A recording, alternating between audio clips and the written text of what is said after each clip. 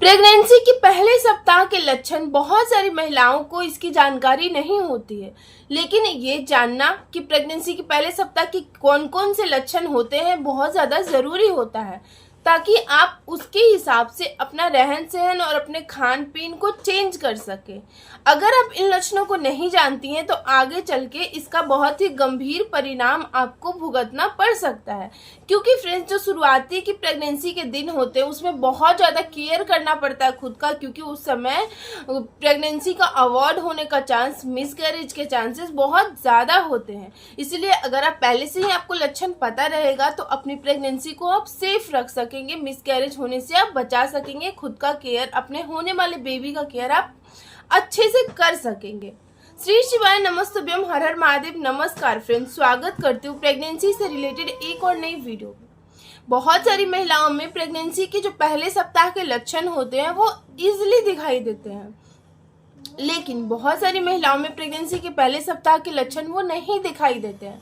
तो ऐसे में मैं कुछ लक्षण इस वीडियो में बताऊंगी, जिससे कि आप अपने शरीर पे गौर करके आप देख के और आप ये अंदाज़ा लगा लेंगे कि इस बार प्रेगनेंसी आपकी रुकी है और आप अपना एक्स्ट्रा केयर, अपने होने वाले बेबी का केयर करना शुरू कर देंगी।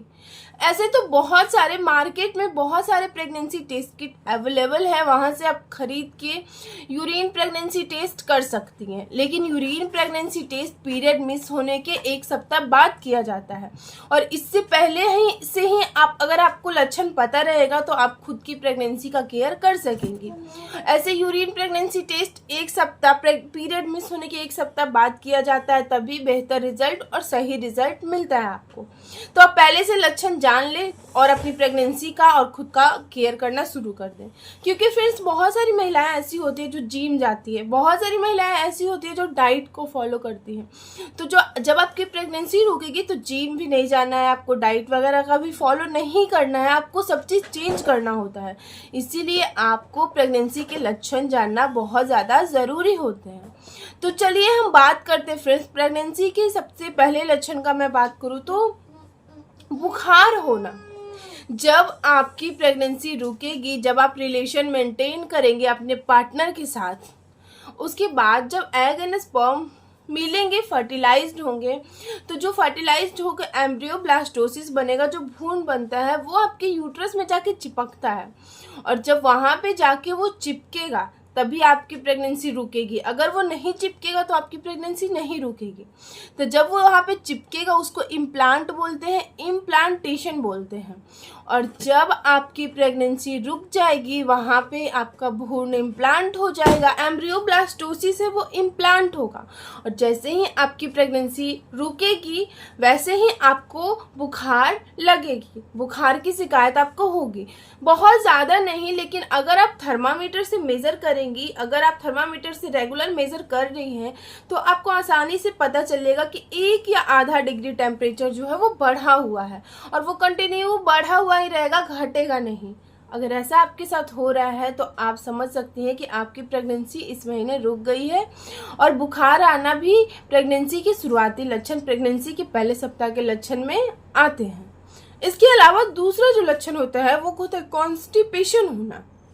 जब आपकी प्रेगनेंसी रुकती है तो आपका जो शरीर है वो ज़्यादा से ज़्यादा काम करना शुरू करता है, और ज़्यादा से ज़्यादा काम कहाँ पे करता है? बेबी की तरफ। ज़्यादा ब्लड सप्लाई होता है बेबी के तरफ, बहुत सारे काम होता है वो बेबी की तरफ होता है, जिसकी वजह से आपका जो पाचन तंत्र है, रिस्पायरेटरी सिस्टम है, वो बहुत ज़्यादा स्लो हो जाता है, और आपका खाना जो है वो अच्छे से पच नहीं पाता है, जिसकी वजह से आपको कब्ज की शिकायत रहती है, और इसी की वजह से आपको कॉन्स्टिपेशन होगी, ब्लॉटिंग गैस जैसा बना हुआ रहेगा, पेट फूला फूला सा रहेगा, और उल्टी मतली जैसा भी आपको महसूस होने लगेगा। जब आपका खाना नहीं पचेगा तो जाहिर सी बात है कि उल्टी मतली जैसा होने लगेगा। बहुत सारी महिलाएं ऐसी होती हैं जो मतलब फर्स्ट ट्राइमेस्टर में तो अपने वोमिटिंग से, उल्टी से बहुत ज़्यादा परेशान रहती है, वो अच्छे से खुद का केयर नहीं कर पाती है, वो अच्छे से खाना पीना भी नहीं खा पाती है, क्योंकि जब खाती है जब उनको उल्टी हो जाता है।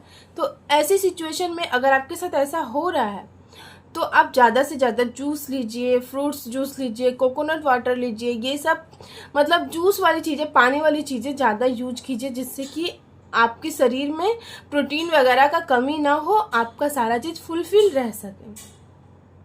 तीसरा लक्षण होता है इम्प्लांटेशन ब्लीडिंग होना। अभी जस्ट मैं आपको पहले बताई हूँ फ्रेंड्स कि बेबी इम्प्लांट होता है जब रिलेशन मेंटेन करती है, जब वहाँ पे बेबी इम्प्लांट होता है तो दरवाजे की दीवार में बेबी इम्प्लांट होता है तो उस जगह को खुरेदता है थोड़ा सा, ताकि वो अच्छे से वहाँ पे चिपक सके, इम्प्लांट हो सके। तो जब वो खुरेदता है ना तो थोड़ा सा, बहुत ही 1-2 डॉट, एक मतलब बहुत ही कम मात्रा में हल्का पिंकिश या ब्राउनिश कलर का ब्लीडिंग होगा, बहुत ही कम। अगर आप वाइट कलर के पैंटी वगैरह पहनी है, पिंक कलर की मतलब लाइट कलर की पैंटी, पिंक वाइट इस तरह की पहनी है, तब तो आपको महसूस होगा, दिखाई देगा। लेकिन आप ब्लैक ब्लू इस तरह का पैंटी पहनेंगी और आप अच्छे से ध्यान नहीं देंगे तो आपको पता भी नहीं चलेगा। और बहुत सारी महिलाओं को ये फील भी नहीं होता है कि उनको इम्प्लांटेशन ब्लीडिंग भी हुआ है। तो ये बहुत ही हल्का होगा और 1-2 दिन में ख़त्म हो जाएगा, बहुत ही हल्का, एकदम डॉट डॉट जैसा, और क्लॉट्स वगैरह नहीं आएंगे, बहुत ही हल्का ही होगा और 1-2 दिन में ये ख़त्म हो जाएगा। तो इसमें डरने घबराने की बात नहीं है, क्योंकि ये इम्प्लांटेशन ब्लीडिंग होता है फ्रेंड्स।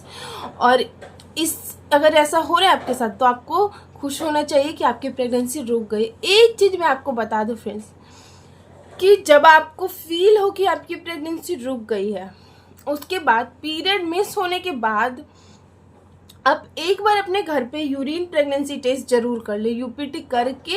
और जब आपका पॉजिटिव आ जाए, जब आपका 2 लाइन आ जाए, उसके बाद आप जरूर डॉक्टर से कंसल्ट करें, क्योंकि प्रेगनेंसी बहुत ही रिस्की होता है और इसमें डॉक्टर से कंसल्ट करना बहुत ज़्यादा ज़रूरी रहता है। हमेशा आप डॉक्टर से कंसल्ट करते रहिएगा, जितना ही अच्छा आपके और आपके बेबी के लिए, दोनों के लिए रहेगा।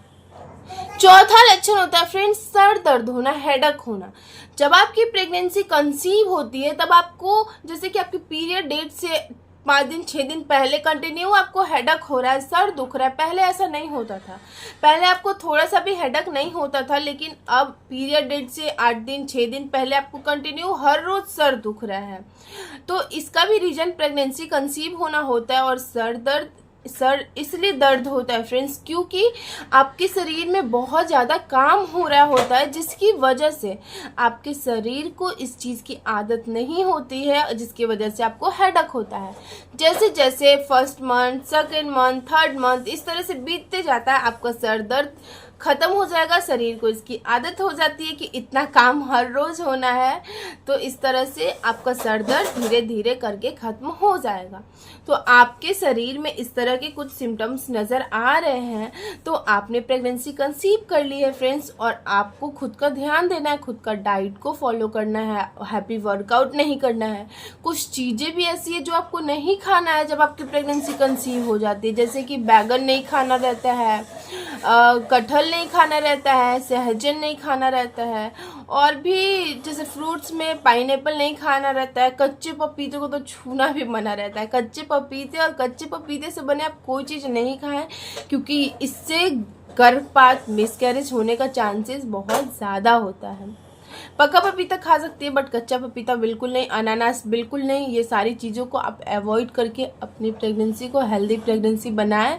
माता रानी करे सभी बहनों का गोद भरे, क्योंकि माँ बनना हर औरत के लिए खुशी की बात होती है, एक बहुत बड़ी बात होती है।